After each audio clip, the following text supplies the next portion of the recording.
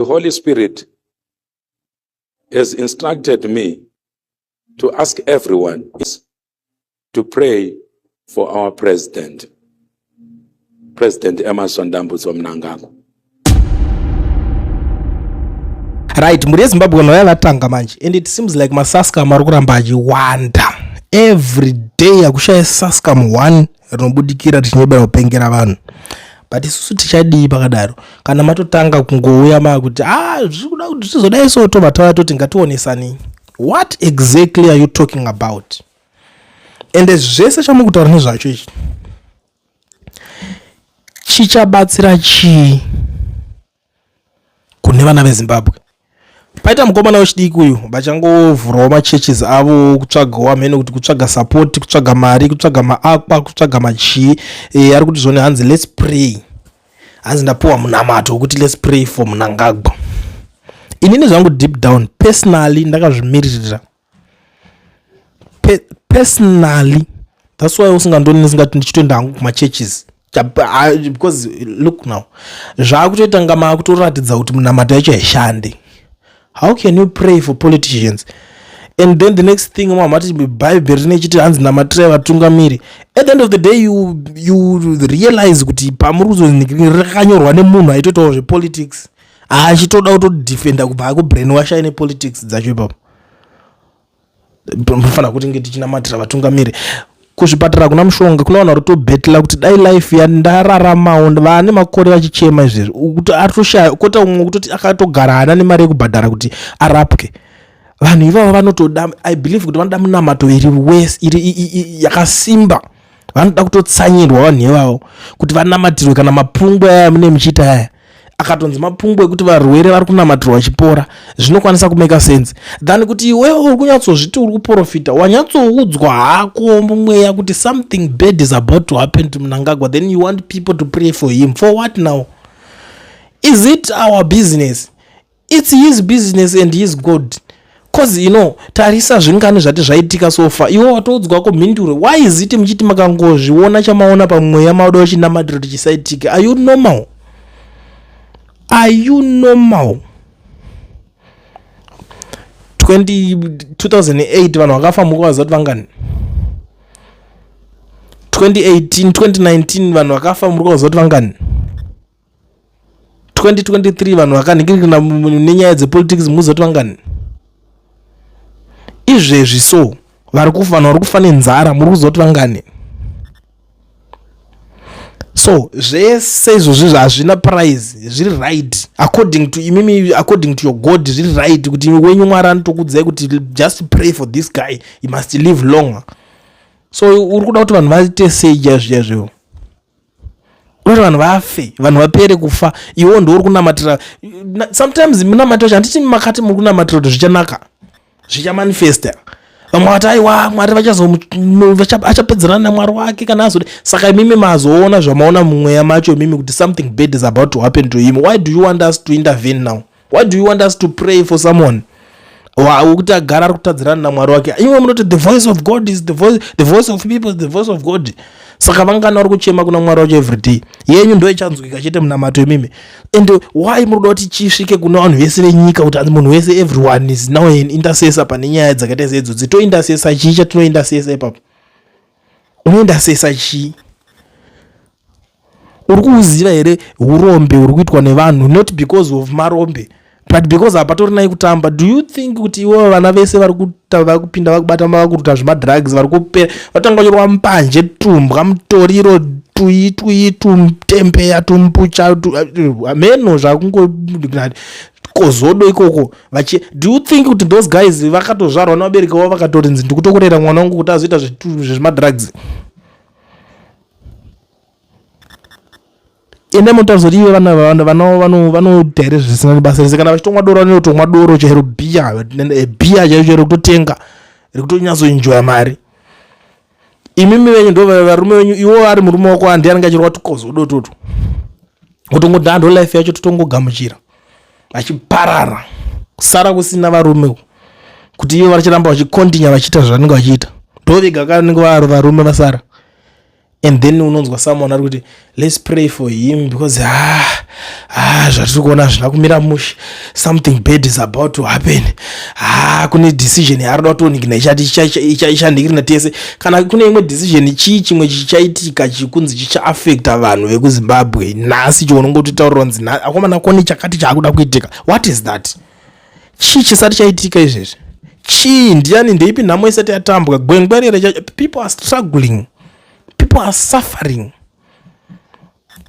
Hapana nhamo nyowani isati yatambika apo, hapana urovha unoudza vanhu apo.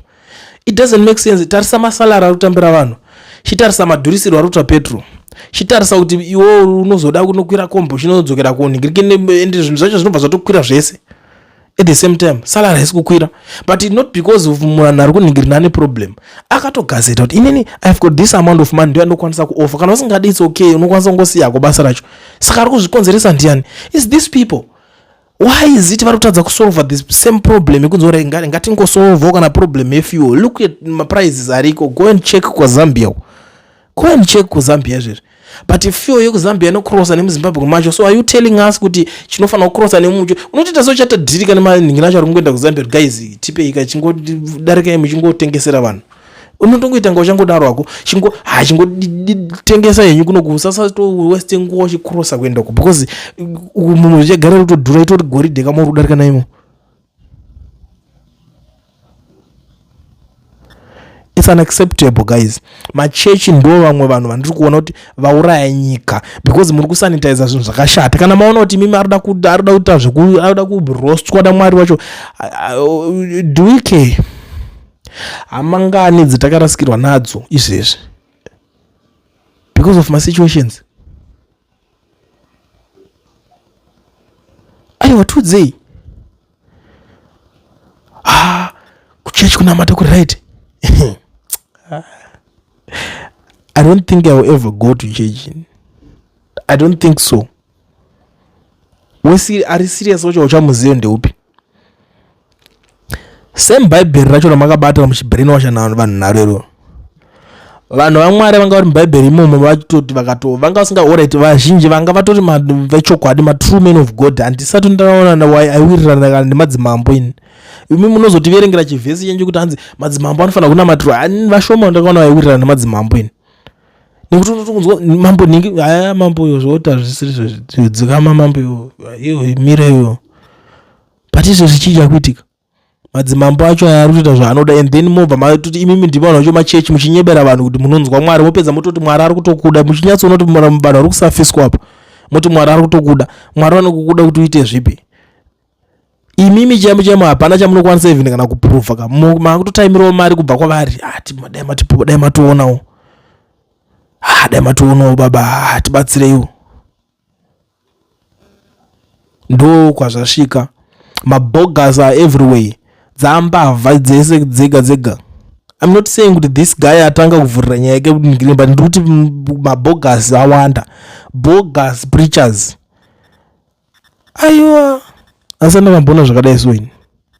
Handisati ndakambotiraya kumbotarisa ka, unotombofunga kuti amanaka dai zvazoitawo kuti vana veNigirini varangarirwawo. Unotomboti pamwe zvichida munamato yese kurara vanhu vachinamata everyday, pamwe zvichanaka, ngatinamatire nyika kuti inake. The next thing iwo manzwa kuti munhu ane zvaada kuitwa, man, something bad is about to happen to you. Maudaona saka muri kunyatsoziva kuti zvipi, ingoita kuti zvigadzirisike. Saka iwo unoti imimi vanhu muchatijairira imi. So unotonzwa Mwari wacho achitokudza kuti ningi arida kuita chakachaka, robva kuti vanhu ngatinamate titaure naMwari wacho kuti asaite zvinhu izvo zviri muniye. Imi taneta mani chiko nemimi. Yo toti watogara wanzwa Mwari wacho achitotaura achitokudza kuti ningi chakati ndo chichada kuitika kuna ningi, wobva kuti ngatinamate kuna Mwari wacho futi ari kuti andiudza kuti ningi ada kuitirwa chakati. Kudii kwacho shoko ngaringosvika sezvaringori, chingosvitsa, just break the news, interpret the prophecy, yosvika kuvanhu. Zvekuzoitawo iwo ungori nhume inongoudzwa deep down omane munenge matoudzwa kana mamessage kuti enda kuna ningi, but you want to use Zimbabweans to pray for someone so that you gain mileage. Wozotanga kunzi chuya kuno uchitiudza uchiprofita chacho, because vanhu vakawanda vanenge vaonekwa vari kunamata. Let's pray for ningi. Pray for who? Pray kudii kwacho? Vana vake chaivo are they even praying for him? So why do you want other kids kuti vanamatire munhu asiri kunamatirwa nevana vake? Why? Udota mwana wana atsanyewo achinamata kutotadza kudya chikafu chishoma ichocho chiri kutonetsa kudai so ichochicho kuti unenge watoshingirira kushandira unzi unotombotsanya muchinamata wotsanya uchinamatira kunzi uda kunamatira munhu iye wana miswa imi hatitomboteerere zvezvinowana iyi tingatoswera pano chionesane azviiti. Udoti mwana waniwo atsanyewo mwana wani udoti aregere kudya chikafu nemadhuri achimukuita unzi mwana tombonamatira kuti tikatinamatira kuti vatungamiriri vange vachisevhwa, vatungamiriri vange vachibatsirwa vekudii.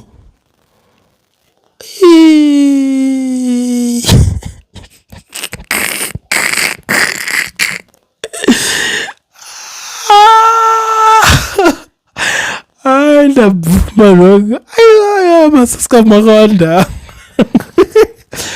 bogazi aiwa saizi yebogazi iri padhikirikirika aiwa.